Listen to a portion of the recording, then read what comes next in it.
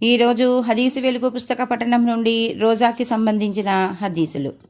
ఏ వ్యక్తి ధర్మనిష్టతో, ఆత్మ పరిశీలనతో, పరలోక ప్రతిఫలాపేక్షతో రంజాన్ రోజాలు పాటిస్తాడో అతను పూర్వం చేసిన పాపాలను అల్లాహ్ మన్నించి వేస్తాడు. ఎవరైతే ధర్మనిష్టతో, ఆత్మ పరిశీలనతో, పరలోక ప్రతిఫలాపేక్షతో తరావీ నమాజ్ చేస్తాడో అతడు పూర్వం చేసిన అపరాధాలను అల్లాహ్ క్షమిస్తాడు. సంకల్పశుద్ధితో చేసే ఏ కార్యమైనా ఫలప్రదమవుతుంది. రోజాను, రంజాన్ నెలలో చేసే తరావీ ప్రార్థనలను ప్రదర్శనా బుద్ధితో కాక చేసిన పాపాలపై పశ్చాత్తాపంతో ఆచరిస్తే అవి పరలోకంలో దైవానుగ్రహానికి దోహదపడతాయనటంలో సందేహం లేదు. రోజా డాలు వంటిది. మీలో ఎవరైనా రోజా పాటిస్తున్నట్లయితే ఆ దినాన నోటితో అశ్లీలమైన పలుకులు పలకరాదు, అల్లరి పనులు చెయ్యరాదు. ఇతరులు ఎవరైనా తిట్టినా, జగడానికి దిగినా నేను రోజా పాటిస్తున్నాను అని గుర్తుంచుకోవాలి అని మహాప్రవక్త సల్లల్లాహు అలైహి వసల్లం ఉపదేశించారు. రోజాను పాటించే వ్యక్తి కేవలం దైవాజ్ఞ పాలన చెయ్యాలనే ఉద్దేశంతోనే అన్నపానీయాలు, ఇతర వాంఛలకు దూరంగా ఉంటాడు. ఈ వ్రతం సాగినంతకాలం అతడు ఎలాంటి చెడు పనిని తలంచలేడు. ఎలాంటి అవిధేయతాభావం అతనిలో దారి చేసుకోదు. దుష్క్రియలను ప్రేరేపించే విషయాలు తటస్థించినా అతడు తాను అనుసరిస్తున్న దైవ విధేయతా విధానం అంటే ఉపవాస వ్రతం గుర్తు చేసుకుని ఆ చెడు నుండి తప్పించుకుంటాడు. అందుకే రోజాను డాలు అని పేర్కొనటం జరిగింది. మహాప్రవక్త సల్లల్లాహు అలైహి వసల్లం ప్రవచించారు, రోజా, ఖురాన్ ఈ రెండు విశ్వాసి అంటే మోమిన్ కొరకు సిఫారసు చేస్తాయి. రోజా అంటుంది, ప్రభు నేను ఈ వ్యక్తిని పగలు భోజనానికి, ఇతర వాంఛలకు దూరం చేశాను. ఇతడు దానికి శిరస వహించాడు. అందువల్ల ప్రభువు అతని మోక్షానికే నా సిఫారసును స్వీకరించు. అలాగే దివ్య ఖురాన్ అంటుంది, నేను ఇతన్ని రాత్రిళ్లలో సుఖనిద్రకు దూరం చేశాను కనుక స్వామి ఇతని ఎడల నా సిఫారసును స్వీకరించు. అప్పుడు అల్లాహ్ ఈ రెంటి సిఫారసును స్వీకరిస్తాడు. రోజా, ఖురాన్ సిఫారసు చేయటం అంటే మనిషి పాటించిన ధర్మనిష్టకు ఇవి పరలోక వ్యవస్థలో సాక్షీభూతములై నిలుస్తాయని భావం.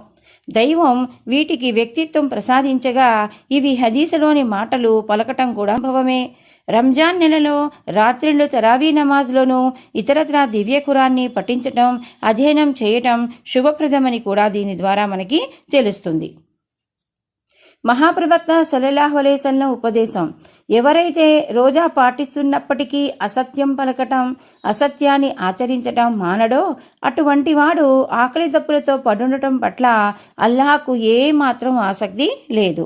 మనిషి సద్వర్తనుడిగా మారాలన్నదే రోజా ఉద్దేశం. కానీ రోజా పాటించినా మనిషి తన జీవితపు కట్టడాన్ని సత్యం పునాదిగా నిర్మించుకోకపోతే, అబద్ధాలు పలుకుతూ అపకార్యాలు చేస్తూ కాలం వెళ్ళబుచ్చితే రంజాన్ తరువాత కూడా అతని జీవితంలో సత్యం అన్నది కానరాదు.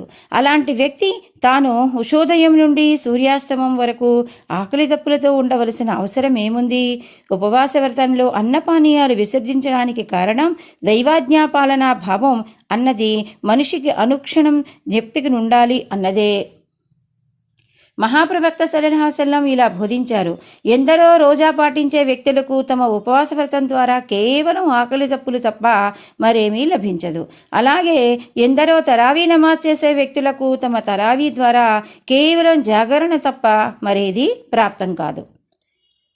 రోజా పాటిస్తూ కేవలం ఆకలి దప్పుల్ని పొందిన వ్యక్తి కంటే దౌర్భాగ్యుడెవడు?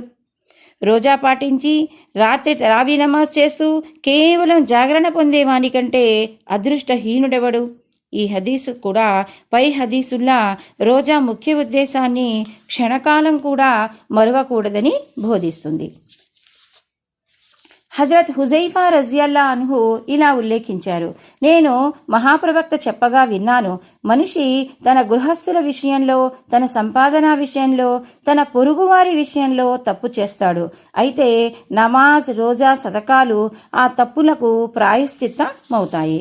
అంటే మనిషి తన భార్యాపిల్లల సంరక్షణ పోషణ కొరకు పొరపాటున పాపపు చేష్టల్లో పడిపోవచ్చు. అలాగే ఉపాధి సముపార్జనలో క్షణికమైన లాభం కొరకు ధర్మాధర్మాల తారతమ్యం అతని కనుమరువయ్యే అవకాశం ఉంది. ఇంకా పొరుగువాని పట్ల ప్రతి మనిషిపై తారసిల్లే బాధ్యతల నిర్వహణలో కూడా లోటుపాట్లకు తాగుంది. అలాంటప్పుడు ఈ అపరాధాలు అసంకల్పితంగా ఏమరిపాటిలో జరిగినట్లయితే అల్లాహ్ వాటిని ఈ ఆరాధనల మూలంగా మన్నిస్తాడని ఈ హదీసు మనకి చెప్తుంది.